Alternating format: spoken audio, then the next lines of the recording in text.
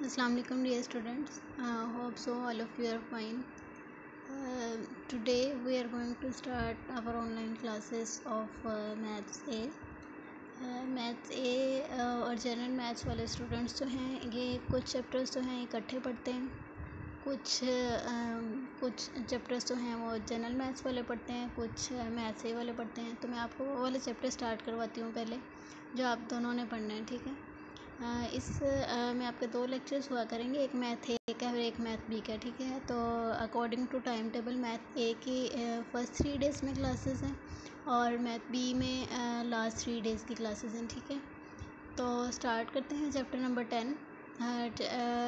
इसमें आप लोगों ने अपनी बुक्स मंगवा लेनी, ठीक है। सबसे पहले देखें कि इसका टॉपिक क्या है, differential equations of higher order, ठीक है। डिफरेंशियल इक्वेशंस क्या होती हैं, आप लोगों ने सेकेंड ईयर में डेरिवेटिव्स पढ़े हैं, ठीक है।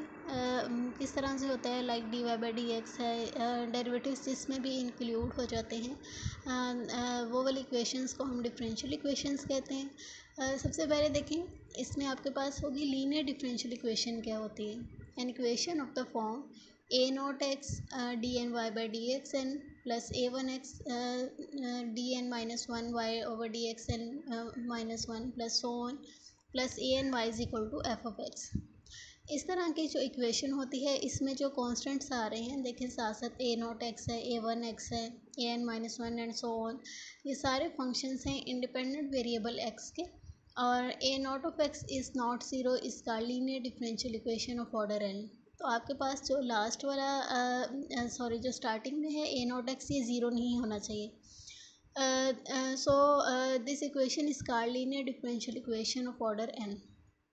ऑर्डर एन का मतलब है, ऑर्डर आपके पास क्या होता है कि जो भी आपके पास डेरिवेटिव यूज़ हो रहा है उसकी जो हाईएस्ट पावर होती है उस इक्वेशन में, विच इज़ कॉल्ड ऑर्डर। सो इसका ऑर्डर आपके पास क्या है, एन है। जैसे कोई भी इक्वेशन हो, अगर उसका ऑर्डर उसमें अगर आपके पास 3 तक डेरिवेटिव यूज़ हुआ है तो उसका ऑर्डर क्या होगा, आपके पास 3 होगा। नाउ देखिए, होमोजीनियस लीनियर डिफरेंशियल इक्वेशन क्या होती है, an equation of the form, उसी तरह की ऊपर वाली इक्वेशन है, is equal to zero where a naught a one and so on a n are real constants is called homogeneous linear equation, homogeneous linear differential equation, ठीक है। इसमें देखें आपके पास राइट साइड पे क्या है, ज़ीरो है। सो this equation is called homogeneous linear equation, ठीक है।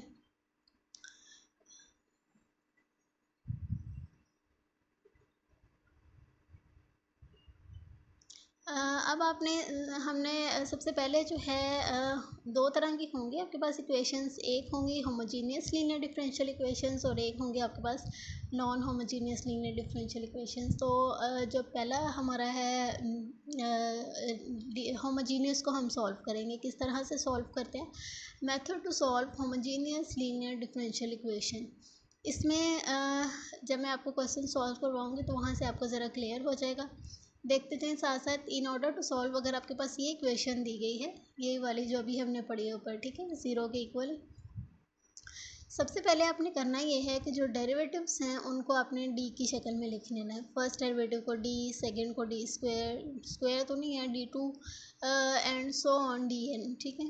इनमें जब पुट कर देंगे, पुट करने के बाद जो है हम इस तरह के बना लेंगे equation. let d1 d2 dn be the roots of equation this roots क्या होते हैं, सॉल्यूशंस होते हैं।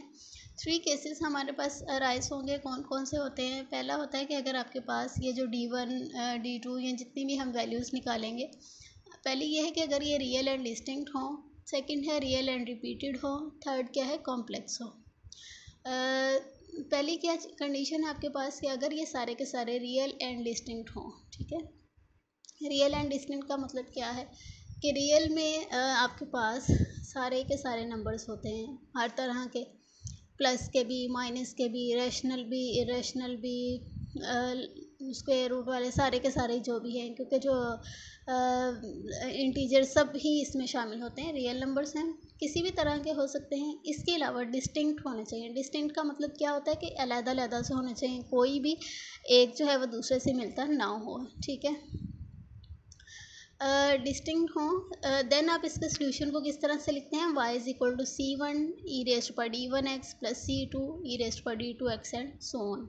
केस सेकंड देखें कि अगर ये रियल तो हो लेकिन इक्वल हो, मतलब दोनों सेम हो, तब आप उसको किस तरह से लिखते हैं, y is equal to c1 plus c2x plus c3x square and so on e raised पर dx।